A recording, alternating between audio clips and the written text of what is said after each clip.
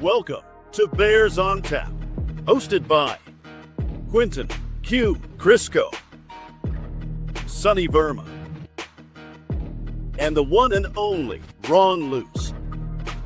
Bringing you all the news, analysis, and opinions on the charter franchise, Chicago Bears.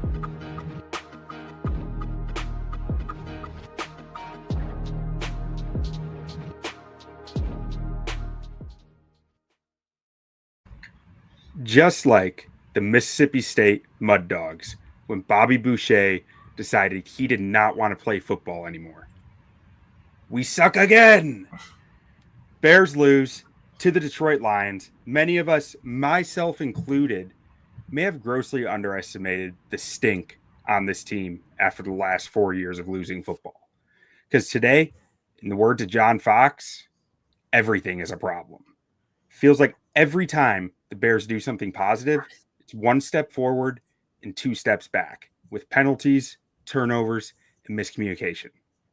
The mistakes snowball and bleed into the entire team. Is this what a team who tanked or normalized losing looks like? A culture where letting off the gas when stuff goes against you is acceptable? It's hard to change a losing culture, but it's on Ben Johnson and company to do just that. So far, not much has changed.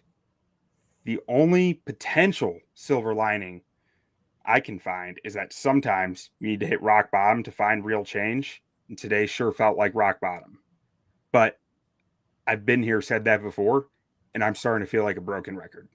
Sonny, what are your thoughts? But besides that, Mrs. Lincoln, how did you enjoy the show? You know, it's one of those where, to kind of jump along with what you're saying, it's tough. You know, this wasn't supposed to be this way. We knew we were bad last year, in particular at the second half of last season. But last week we came on here and we discussed how not great the team looked against a team that we also knew wasn't that great. But at least we kind of had the background excuses, the subtle excuses about seemingly every referee call going against us, and being at home. It just who knows? Like, it's next week, it's going to be different. Ben Johnson's going to be super motivated. He's going to know that Detroit Lions attack on offense. He's going to know what they're going to do on defense. And you know what? We're going to surprise everybody. The line moved from 7.5 to 6.5, so a little bit of money was coming on the Bears, and so there was a little room for optimism coming into the game. And then you were completely outclassed. And I'm not even saying you were outclassed by what I think is going to be the class of the division even. You were just simply outclassed and shown that you're not even close to being a good team. I'm not talking about being close to being a great team, which is where we should at least be inching towards at this point. Right now, I know we're not even close to being a good team. And, week 2 already, to acknowledge that, considering where our expectations were coming into the season, not ideal, Q. Not ideal at all. And I mean, one thing I said leading up to the year that's really, really bothering me right now is that, in theory, this coaching staff should have had an advantage because everything is unscouted for them. And it does not feel that way. It does not feel like they have any surprises, any tricks, and I hate to even put it that way as tricks, but like, it doesn't feel like they have any type of schematic advantage right now, which isn't the way it should be. And maybe that's because it's tough to execute when you're constantly committing penalties and ending up behind the sticks. There's no plays drawn up for second and 35, first and 35. That there's no manageable way to really handle that. But I don't know. It just feels like I can't help but think that this should be better. And I'm perplexed as to why it's not. And the only thing I can keep coming back to is this team has stunk, and all the inertia points to them to continuing to stink until something changes that. I mean, we don't have to go there yet. We haven't even talked about the game yet. But, Zach Pearson had a tweet that just jumped out at me, which I think clearly explains why this team is in the place that it is. Checking in on the Bears rookie class through the 2 games so far this season, Q. Colston Loveland, 3 targets, 2 receptions. Luther Burden, 3 targets, 2 receptions. Ozzy Trapillo, a DNP in week 1, inactive in week 2. Shamar Turner, inactive in both games. Za Frazier, NFI. Luke Newman hasn't played. Kyle Monangai has 2 catches for 7 rushes for 28 yards. Q, the reason this team is bad is because every offseason where we're supposed to infuse it with new talent, that talent isn't upgrading the roster. And unfortunately, you and I know this is not a good team to begin with. This is a bad roster continuing to be bad. The whole the idea of being a bad team is in the offseason, you get high draft picks and you use that new young talent to come on in, infuse some energy into your roster, into your culture, and you collectively grow together. You get better together. That's not happening with the Chicago Bears. And it's clearly obvious. I just ran off the numbers of this rookie class. And quite honestly, if you look at last year's rookie class, it's kind of similar, Q. And so that's why we don't understand why this team is still as bad as it is. But when you look at the numbers, you look at the just raw data, yeah, it kind of makes sense why we're as bad as it is. Yeah, I mean, to me, that comes back down to the culture, because I look at this and I say, I had some concerns with their draft class. That's fine. But like the top 2 guys picked are extremely talented individuals, right? That like they were ass kickers in college. They should have be walking in the NFL mattering on your roster. And that hasn't come to fruition. And I just end up with why the year before it didn't come to fruition. And it just keeps pointing back to culture to me, and the culture in that building that has permeated like the stink of dead fish of just losing is okay, or loser mentality is okay. We don't know how to fight back against losing. And you hope that bringing in a guy like Joe Tooney really just Joe Tooney would change that. But like, as I was about to say, Grady Jarrett, it's like Grady Jarrett hasn't been he's been to a Super Bowl, but like, it's not like the Atlanta Falcons have been a model of success over the last 5 years, 6 years. It's not like Dayo Adeyingbo out of Indy has been playing for a team that's had all this great success. Not that you can only sign guys from successful teams and that, but like, I don't know. It just feels like this is a roster that is struggling to understand the weight of each game. And how, and I don't, and this is so subjective and this is so opinionated, right? Like it's tough to call that out on an individual that you don't know. You haven't been in the locker room with them, but they came out today and kicked the opening kickoff out of bounds. That's not a roster not understanding Ben Johnson's playbook situation. That's not, hey, Ben's roster, his playbook is super complicated. It's going to take some time for the offense or the defense to completely understand and, understand what plays to run. No, this is just simple football. And this is simple, just, again, we're going to get to it soon. And, at some point, Q, I'm going to have a little rant about Ben Johnson, if you don't mind.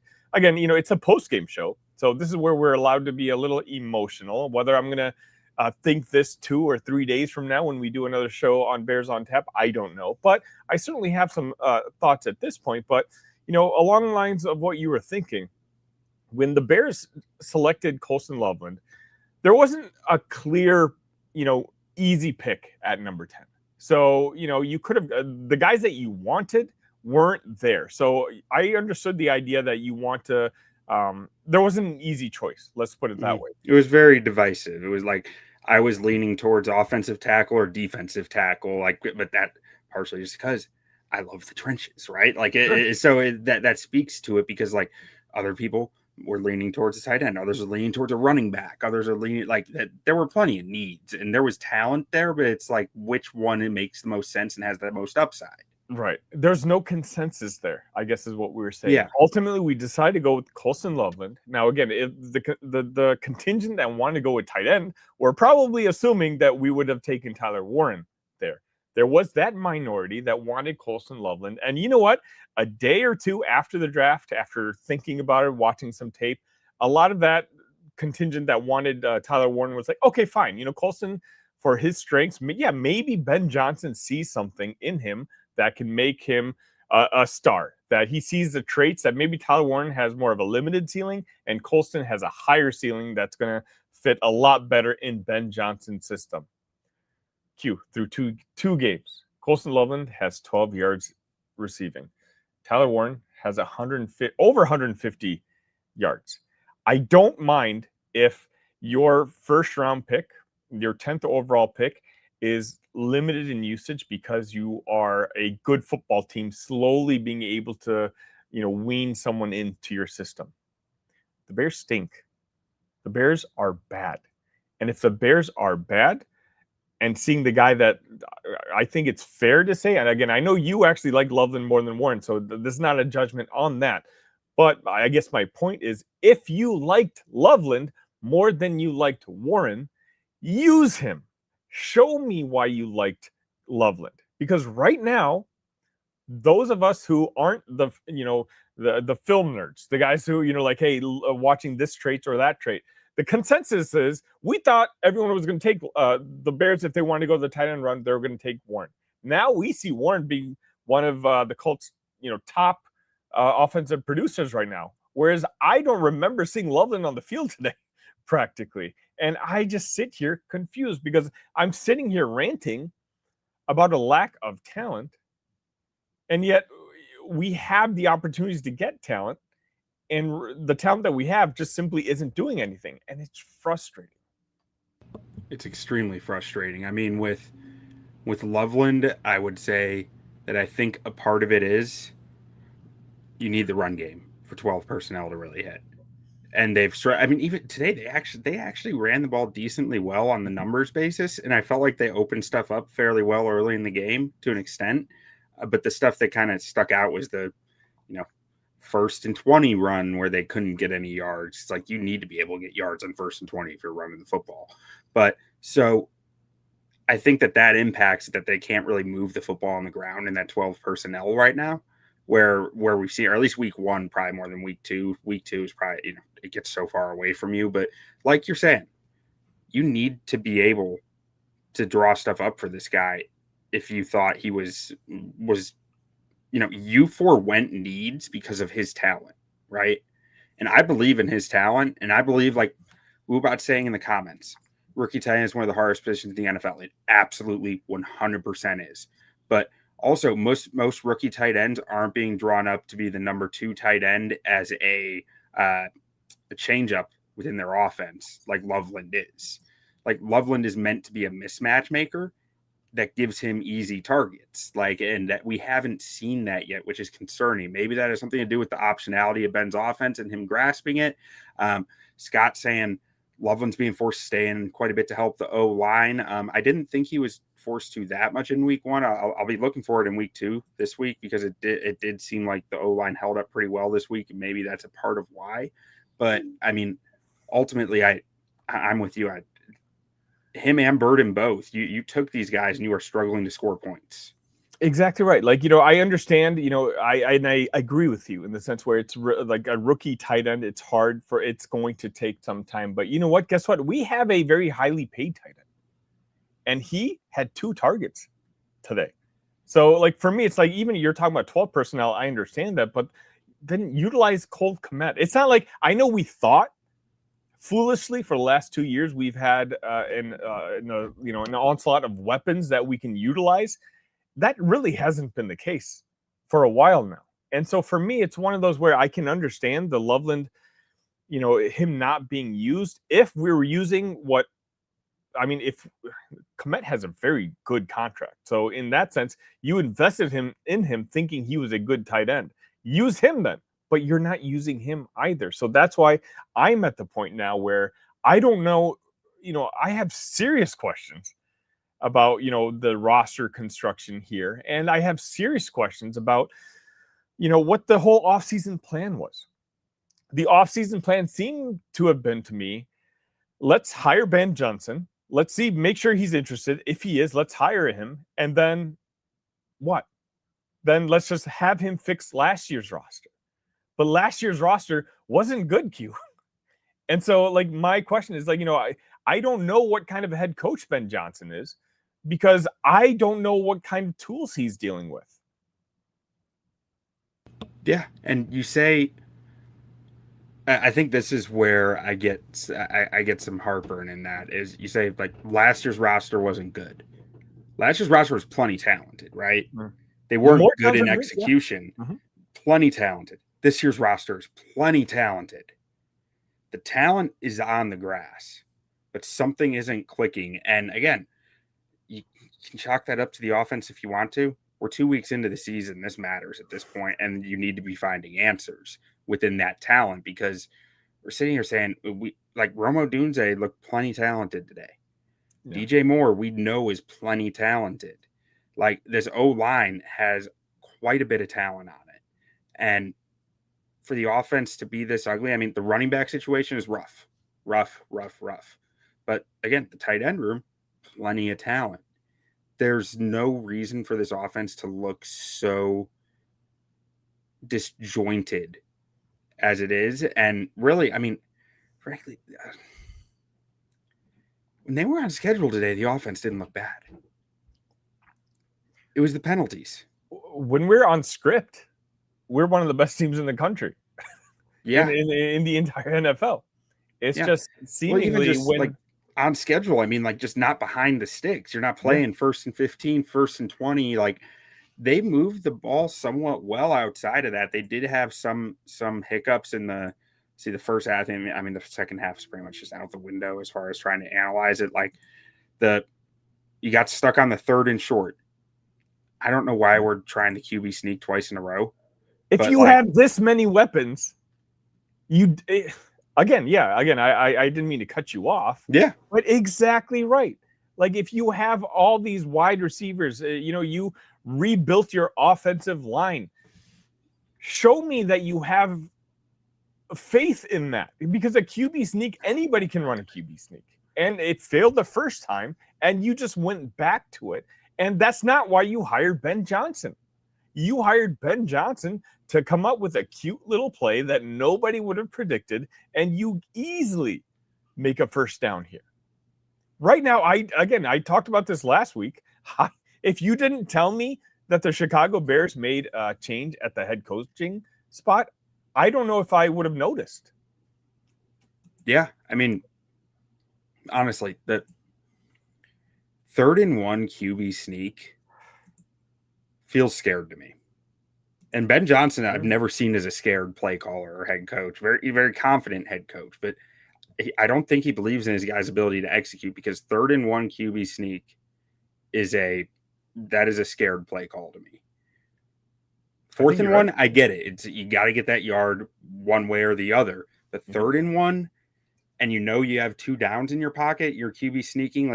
Even a running back run up the middle has a chance to go 60 yards.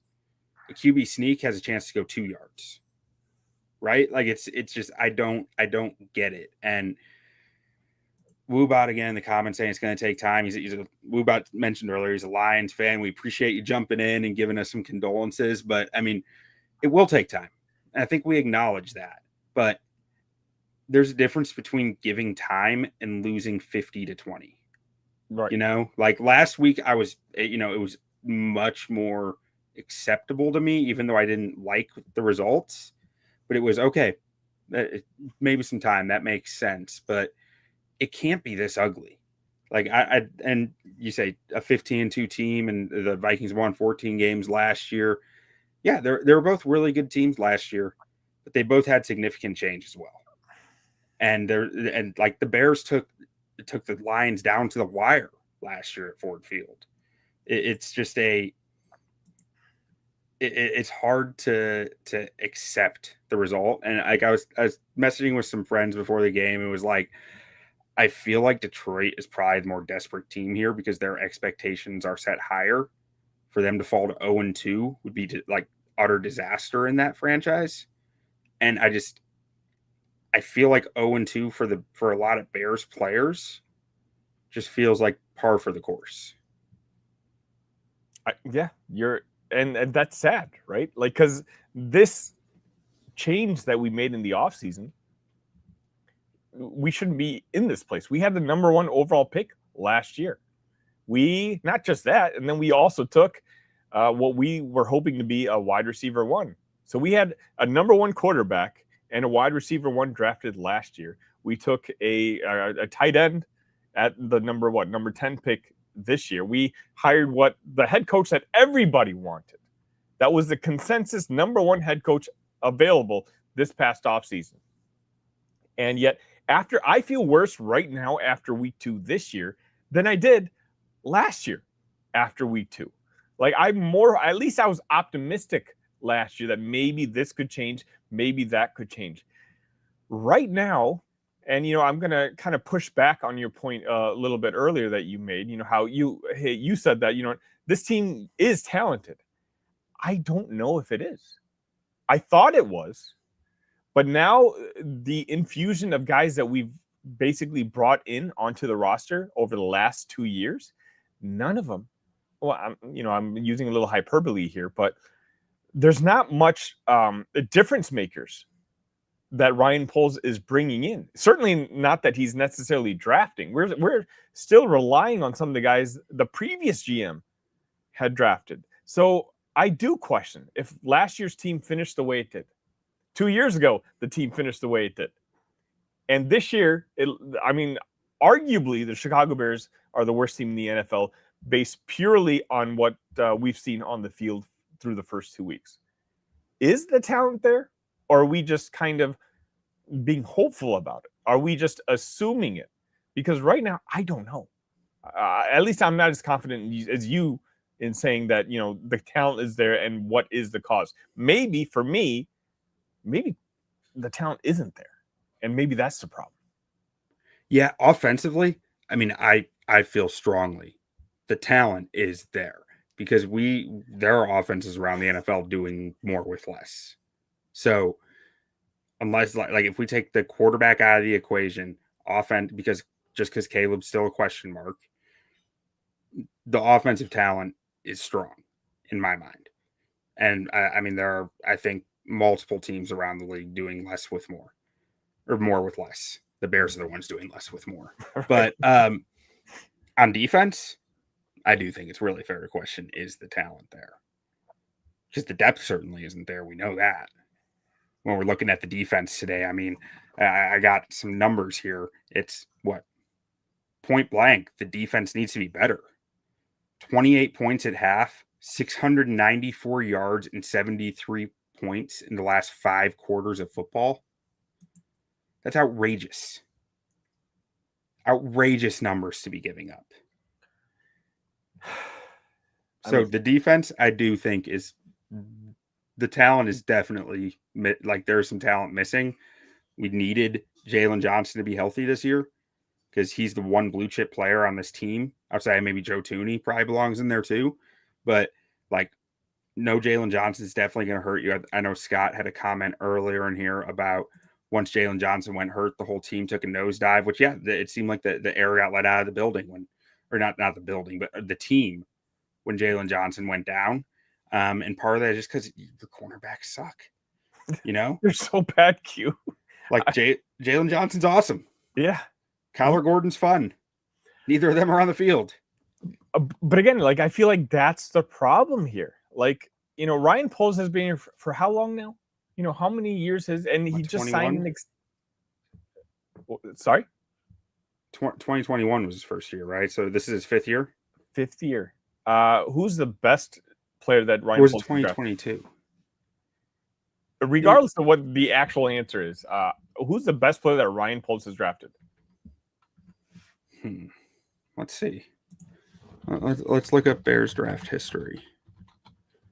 Is it Braxton Listen, the Jones? children might be watching this show. Now we have to put adult content on this show once we put it up on YouTube. Let's pull it up for everybody to see. See? Now we're gonna get a YouTube strike. Not safe for children. So it's probably a little too big. There we go. So let's see. Ryan Poles, I think he got here in 22. Let's see when he took over. Yep, 2022 was his first draft. And I will always say this. When you have a new GM, your first draft gets an asterisk because he was working with Ryan Pace's scouts under Ryan Pace's premises of how he wanted positions scouted, how he wanted them to divvy up, big school versus small school, which we know Ryan Poles loved small school gems. So your scouting is a little different your first year as GM than it will be from there going forward. First year, so Kyler Gordon and Jaquan Brisker, I mean, they're solid draft picks. They're not great players, but they're quality starters. Braxton Jones, okay. But outside of that, you have Velus Jones, Dom Robb, who's still just hanging around, and Elijah Hicks. Elijah Hicks is a solid 7th round pick, but we're not getting prizes for 7th round picks or special teamers. Right. Exactly. After that, Darnell Wright, love him. Good pick. Had a rough day today, though. Javon Dexter, I think, is solid at 53. It's not a home run, but it's a fine pick. Tyreek Stevenson is, he didn't look good today. He did not look good today. So, I'm not going to give him Tyreek there as like a win. Zach Pickens with what is essentially a 2nd round pick at pick 64. That was a 3rd that year. Not on the team anymore. Roshan Johnson hasn't played a game yet this year and has had consistent health issues. Tyler Scott, not on the team anymore. Noah Sewell, solid 5th round pick. Sure. Terrell Smith, a good 5th round pick, but he's out for the year. Travis Bell and Kendall Williams, I'm not going to knock a guy in the 7th round misses either. They're 7th round picks. Caleb, it's a question mark. I think Rome's starting to look like a fine pick at 9. But I wouldn't say it's a big win at 9. You're getting what you needed from him. Yeah, I think you used the right word there. Fine. Yeah. Which after a good game today, there's still time to change the script for these 24 guys. And the 23 guys there's still some time for Wright and Dexter, but I think a lot of times they kind of are what they are at this point by their 3rd year. Austin Booker, hopefully we get him back on the field. It's looking like a good 5th round pick, and this year, we all know what there is from this year, and we're not getting much out of them right now. So, Q, you're talking about 3-4 draft classes at this point. Out of all the names that you listed, how many All-Pros have you mentioned? None. That doesn't cut it. Not a guy who's going to sniff an All-Pro vote. And, All-Pro is tough, but, even you got to hit on one in 4 years. None of these guys are Pro Bowlers. I guess that's what I meant to kind of say. Essentially, if you've been in charge of a team for 4 years, you need to show some sort of semblance of what you're doing. At this point now, going into every NFL draft, there's no way you can show confidence in what Ryan Poles is going to be, whatever pick he's going to make. Now, next year, again, this is kind of irrational thinking. We're only in week 2, but I'm just expediting. Let's just say this is how the rest of the season goes. Next year, if there's a consensus Tyler Warren there and he ends up taking a consensus Colson Loveland, I'm not going to convince myself that this was the right pick. Sonny, he's taking a kicker. But you know what? The thing is, and you're right. You're absolutely right. When you let's talk about Tory Taylor for a second. In my everyday job, I cover the Big Ten Conference. That Tory Taylor, that draft pick shocked a lot of people. But I watched Tory his entire college career, and I was like, you know what? Maybe a bit of a reach, but I get it. He's the consensus top punter in the country. He changes the game with his leg, whether it's the yardage on his legs or it's just pinpoint control into pinning someone down very close to their end zone. Tory Taylor looks like an average punter in the NFL. Questionably average. And you're talking about a 4th-round draft pick. So even then, it's like, what are we missing that is keeping the Chicago Bears from just making a normal progression? Like, I understand in the NFL, you're good for a certain amount of years. Then the salary cap forces you to rebuild, and you're down for a little bit, but you accumulate young talent. And when that young talent matures, you start getting better every single year. That's not happening with this football team. And guys that we all thought were good young talent aren't necessarily. And so again, it's just, I hate to say it, but I keep wanting to point the finger at the same guy. And it's frustrating because we just signed him to an extension this offseason, Q. We're in for the long haul, man. I mean, there is no way that, one, you're getting Ryan Poles out the door with Ben Johnson still here. I don't think you should be entertaining that. And two, that they're both gone within the next 3 years. So like, this is a long haul thing. And the thing that gets me, the thing that really eats at me, the first 3 years of Ryan Poles' rebuild feel like an utter waste.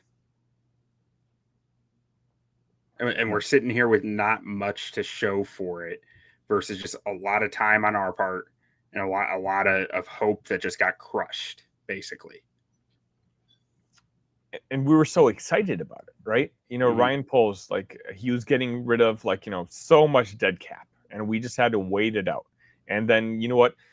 No NFL team was in as much of a premium position as the Chicago Bears were, with the amount of salary cap that they have and the amount of draft picks that they have coming up.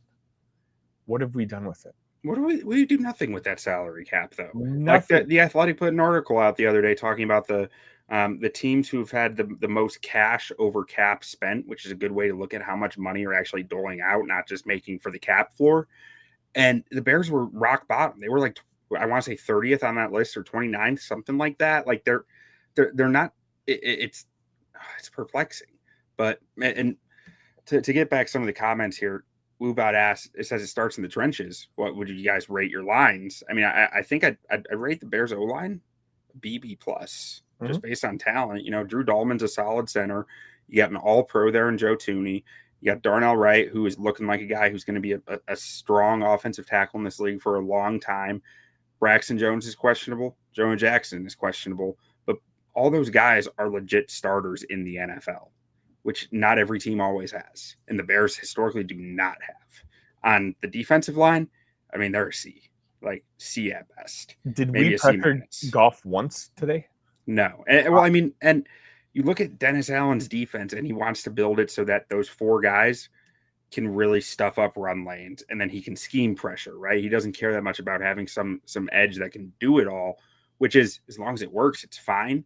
It didn't work today. And I'm not even sure how much they tried. I'll have to go back and look at the tape, but the D line is missing pieces. That's 100% for sure. I mean, it's probably a C- or a D+ if I'm being honest, because Dexter is not. He didn't look good today.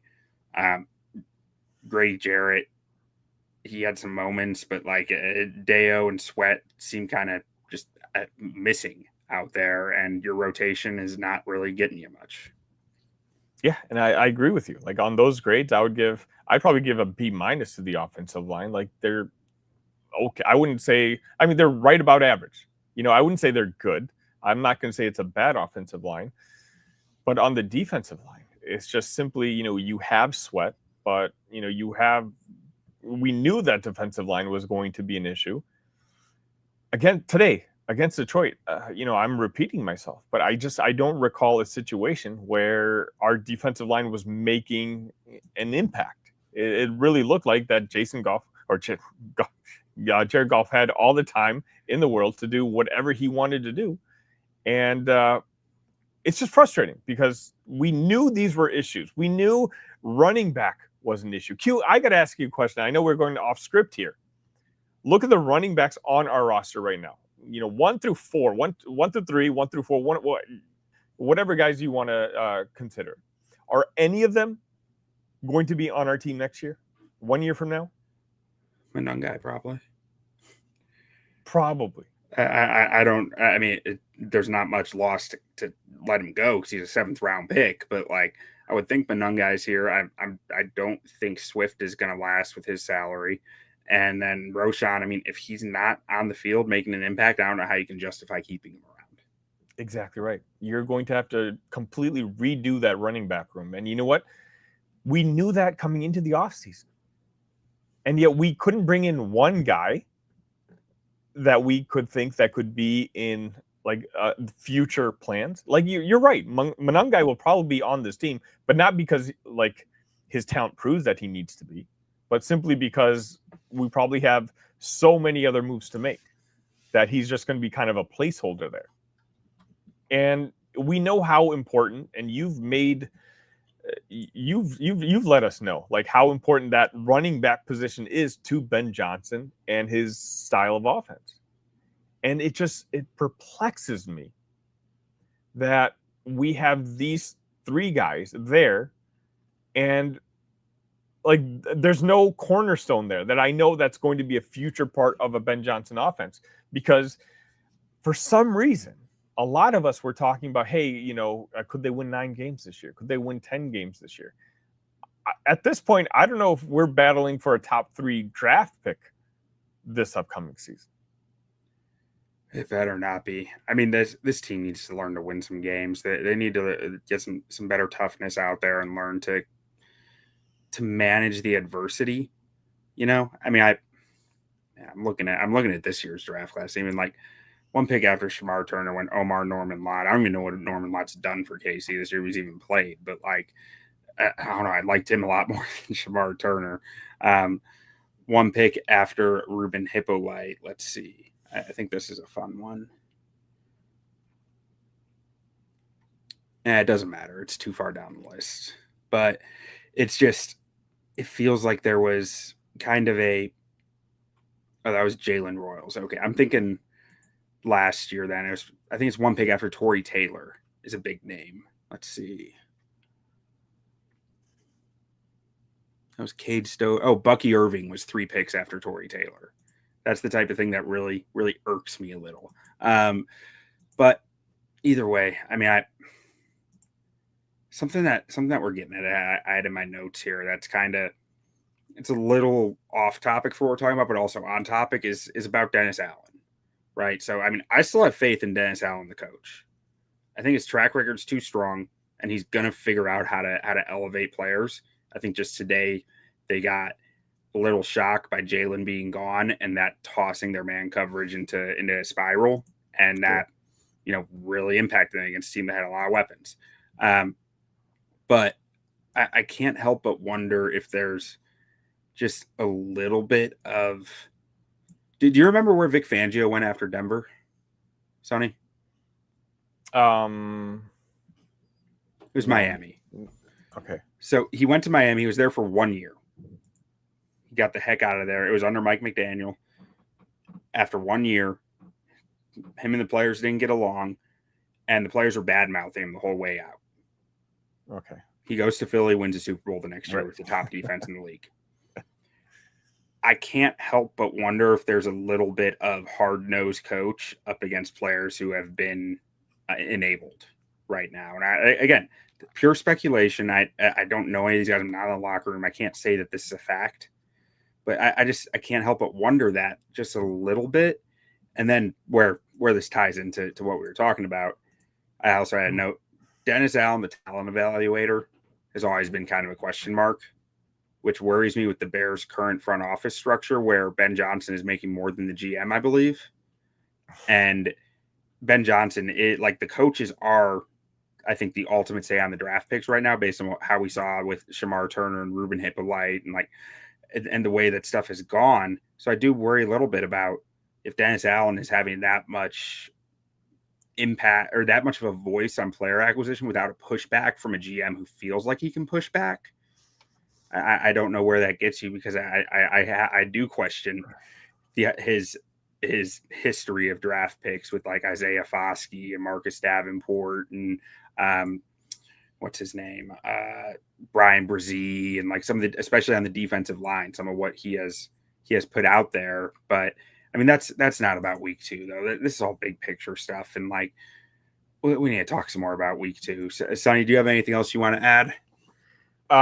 You're just kind of segueing myself into a quick rant, if you don't mind. Yeah. And then we can actually talk about this horrendous football game that we just played. But, in that first half, and by the way, I got full permission from my wife to make this rant. So I don't mean to offend anybody when I say this.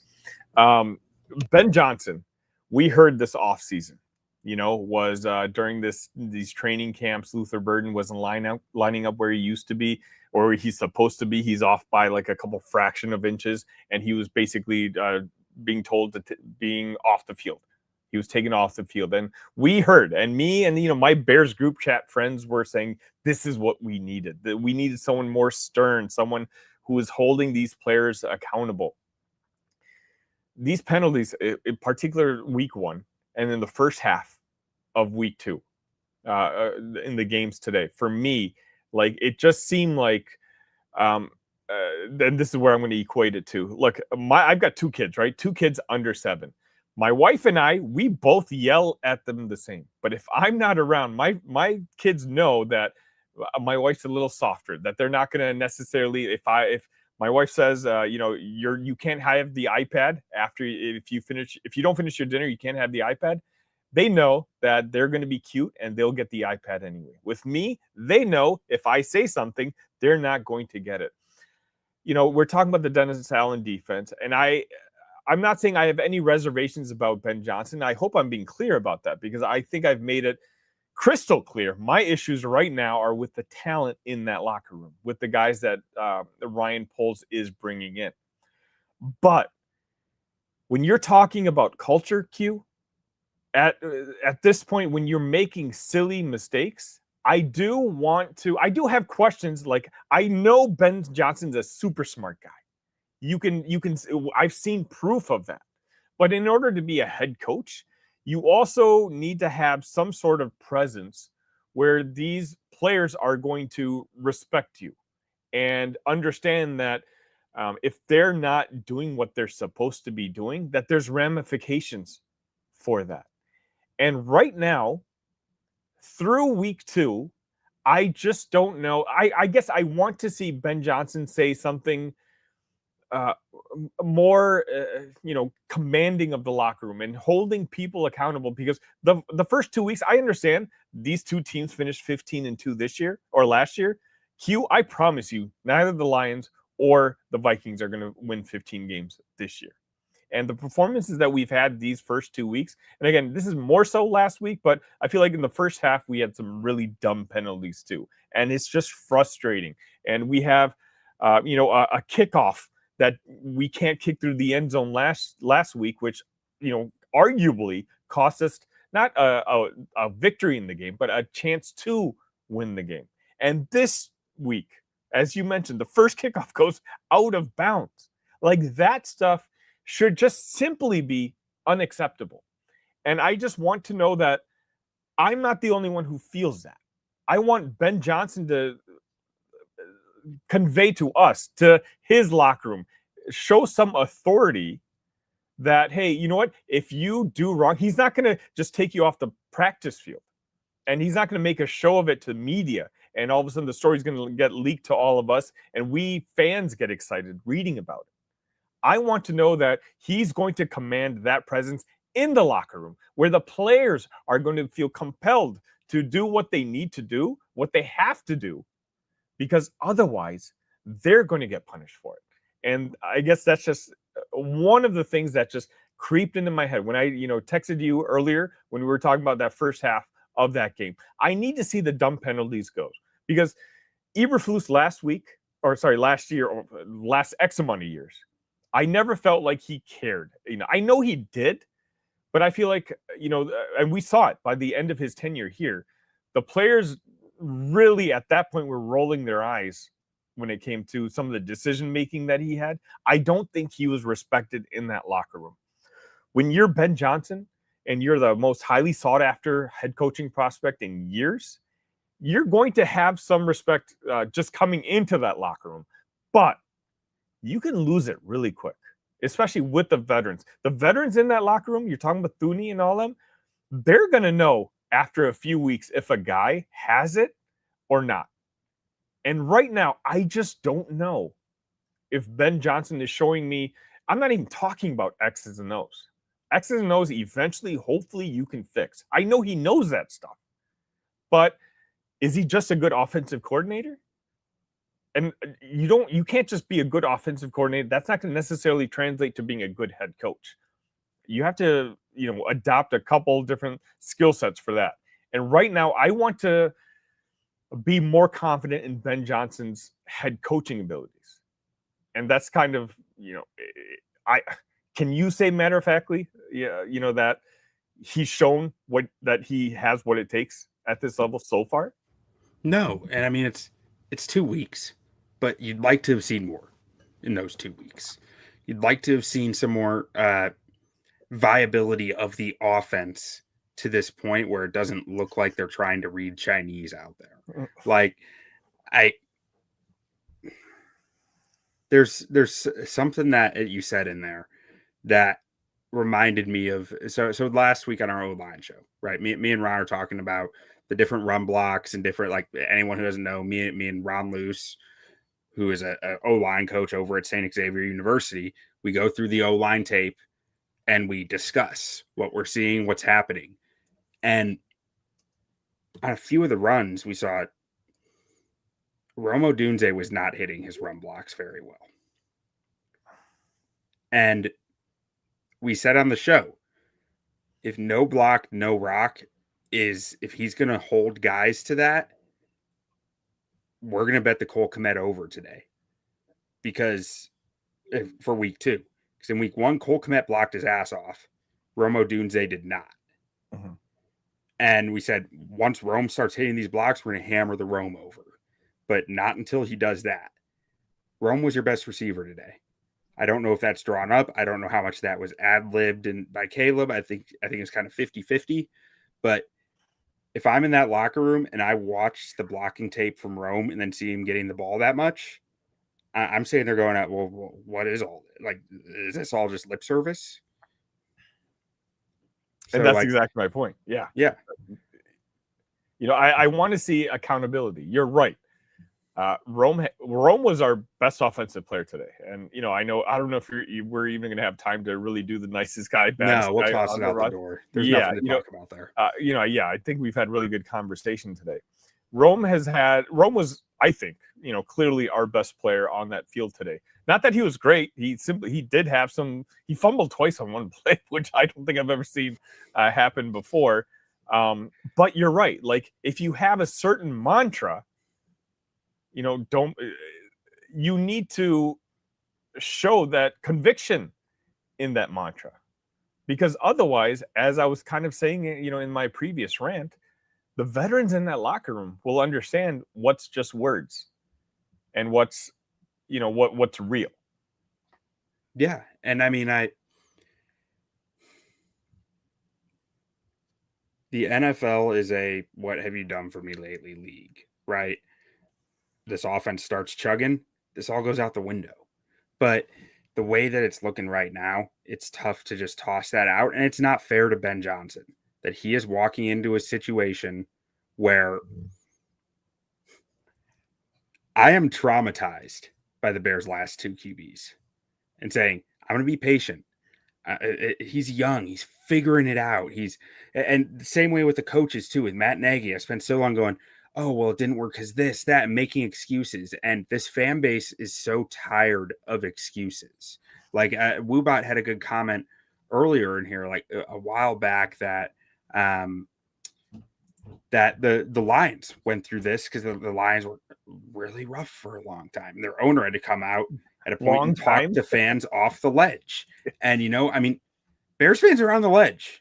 And I don't know that our owner saying something could actually impact that, because we have been through the freaking ringer with coaches and quarterbacks and giving it time and being patient. It's not fair to Ben. It's not fair to Caleb. The NFL isn't a fair league.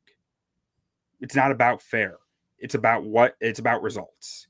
And we're only two games into a 5-year contract with Ben Johnson. So obviously we're gonna give it time. Sure. I believe in who Ben Johnson is, that we've seen. It all makes sense. I believe in what he's done in his past, but I don't believe in anything I saw on that field today. And how can you? You can't.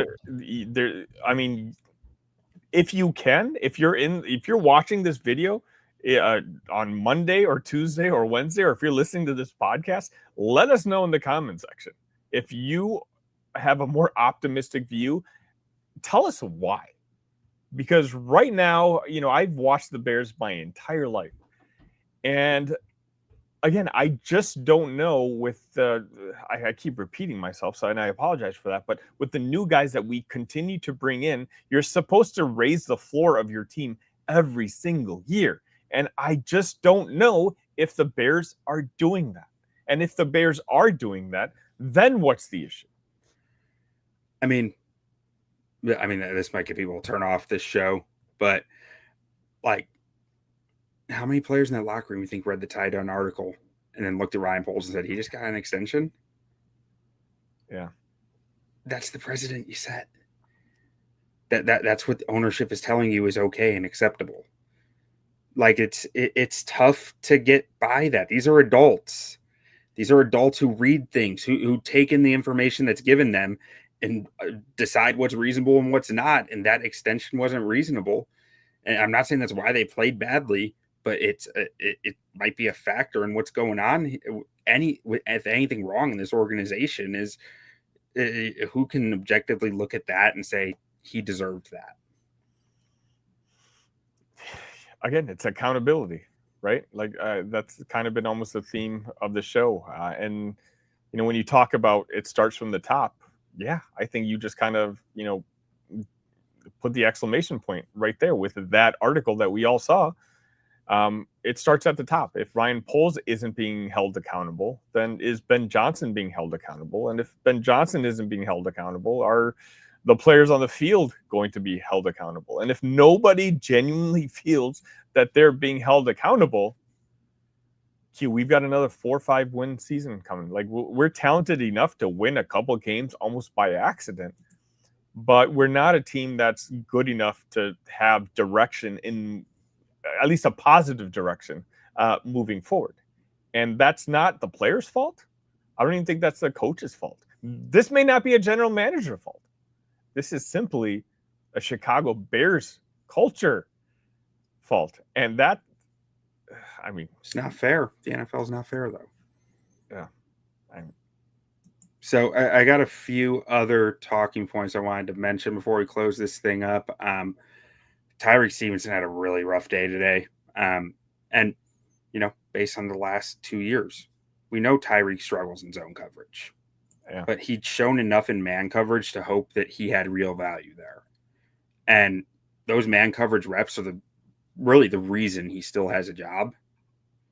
If he can't compete in man coverage like he did not today, I'm not sure what his purpose is besides being a warm body. Because that was a rough look today for him.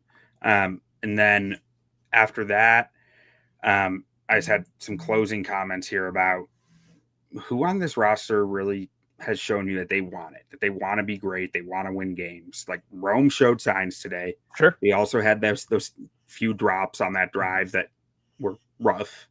Jaylon Johnson wants to be great. I have no questions about that. Agreed. But he's going to be dealing with that groin injury the rest of the year. The guy missed week 1 because of it.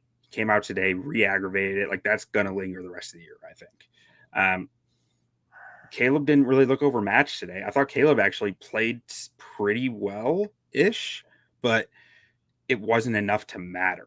Right. And that's the overarching thing here. None of it was enough to matter. Only other guy who really showed me something today was Luther Burden. Return kicks well. If I'm talking about the kick returner on this, and it wasn't because he scored a touchdown, it means it was a rough day. That's not what you want to talk about Luther Burden about. Right. You know, Right. like right now, we should be talking about, there's so much excitement with that draft pick. And, you know, you would think if we were mentioning his name right now, you want to say, you know, what a great find. What a steal. And you can see how important he's going to be to this team moving forward. But, you know, I know before we wrap it up, I just want to, you know, agree with you. You know, last week, I feel like a majority of the show was the frustration on your end, my end, and Ron's end, talking about just the awful game that Caleb Williams had. And, you know, I watched the game live this week, and, you know, I watched the game again without, I like to say, I do the same thing. I do the same thing with, yeah, maybe. I do the same thing with my Illini content, right? Like, I watch the game live emotionally, and then I can watch it, you know, with taking my fan cap off. And now that I know what's going to happen, I can just kind of see what's going on. I don't think Caleb Williams had a bad game. I don't think he had a great game, but I think he was okay. He played, you know, well enough that if you did what you were supposed to do, you could win that game. So I think I sent this out on X. Like, he wouldn't be the top 5 reasons that the Chicago Bears lost today. So if there's any positive from this game, Q, I think that's almost the only one I kind of had, that Caleb week 2 was better than week 1. He had some perplexing interceptions, don't get me wrong. It's like, you know, he's got to learn. He's got to be better than that. But last week was just a complete train wreck. Today, I think he played average. And it is sad that the number 1 overall pick from a year ago, I'm sitting here saying, you know, it's not a bad thing that he played like an average quarterback week 2 in his second year. But I think that just goes back to how bad he looked last week. Yeah. And I mean, if we're talking silver linings, I think we have one viewer in the comments giving it to us right here.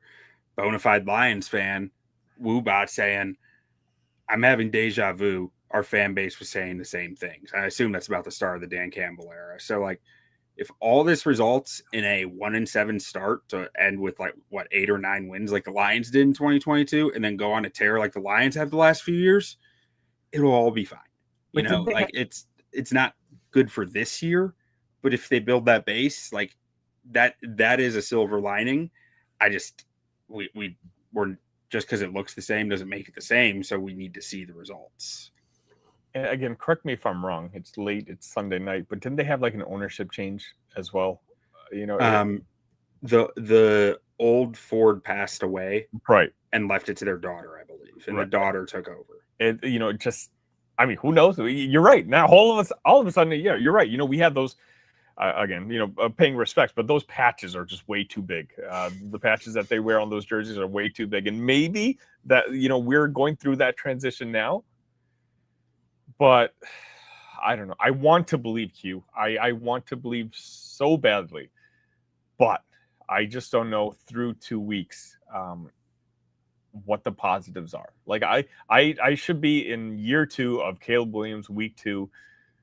Feel confident that I have a quarterback that can win us games. I don't know if we have that.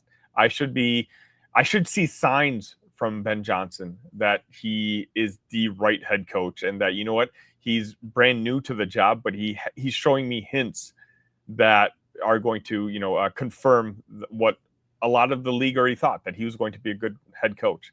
Respectfully, I'm not saying he isn't. I'm just saying he hasn't shown me those signs necessarily yet through week 2. And I hate to say it, but that tells you why this has been such a frustrating experience just 2 weeks into the season. And that says a lot, because I'm a Chicago Bears fan, and I've had very frustrating seasons for the majority of my life. I just didn't think that this was going to be one. Yeah, no, I think we're all a little surprised by how rough it's been. And, you know, to that point, the Bears have wasted the last 6 seasons. This one can't be a complete waste too. To me, the rest of this season, and it's only week 2, it's still so early, but like 0-2 is a tough place to be in the NFL. The numbers hash that out pretty clearly. But I will say, I was doing some research on this for an article earlier this week. Last year, there were 3 teams to make the playoffs after starting 0-2. prior to that, it was like 1 in every 10 teams that started 0-2 made the playoffs since 2000. So like maybe there's a change there, but like I'm not sitting here counting on it. So to me, the rest of the season is about finding out who really wants to compete and see if they can grab some wins in the process, because it's about roster analysis, roster evaluation, and finding out which guys want to be out there and punch people in the mouth, because this like the coaching staff makes it pretty clear this is going to be a punch you in the mouth team eventually. It's just a question of how many of the current starters are going to be those guys. Maybe they can go on a miraculous run, but right now this doesn't look like a team that's going to beat anyone anytime soon. Yeah, I mean, you're exactly right. You know, it's one of those where I don't know. I don't think Minnesota's all that good. You know, right now they're having an awful game right now against Atlanta. They're down 12-6 at home in the fourth quarter, right?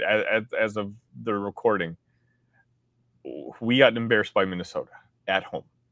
So if we're not going to look good against Minnesota at home, who on our schedule are we going to be confident that we're going to get a W against? I don't know. And not that saying I'm not saying that's going to be the case. I'm just saying right now, I am pleading that I want to see signs. Okay. At this point, my expectations have changed. I don't need to win 10 games this year. I just need to see signs of life. That's literally it at this point. And, you know, maybe it's sad that only through week 2, that's all I'm aspiring to see. But quite honestly, that's just where I'm at. Yeah. And correction from Woob out here.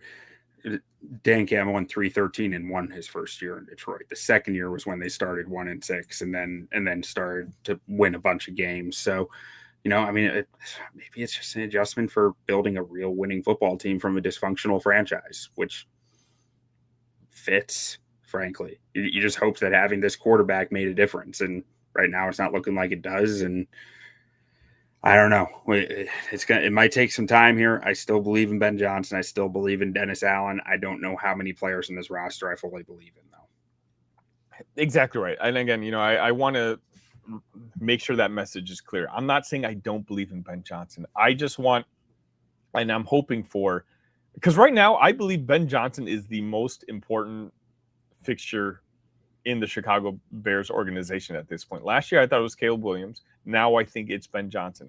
I'm not going to sit here and say that I don't think Ben Johnson is the guy. What I'm going to sit here and say is I want Ben Johnson to show me hints every single week that he is the guy. Does that make sense? Yeah. No, I'm with you. I want to see that growth, that improvement. And, you know, the beauty of the NFL is in 7 days, we'll know. Yeah, exactly right. But Sonny, why don't we get out of here with a sorrowful bear down and close this thing out? You know what? Hopefully we can have a real smile on our face, not a pity smile. But I promise, you know, I can't sit here and promise, but I'm hopeful that one of these days, you know, we're gonna have a more optimistic post-game show where we can, you know, legit say that we saw signs. And you know, who knows? Like you said, next week could be that game. So Q, bear down, Q. Bear down. And thank you guys for listening. Mm-hmm.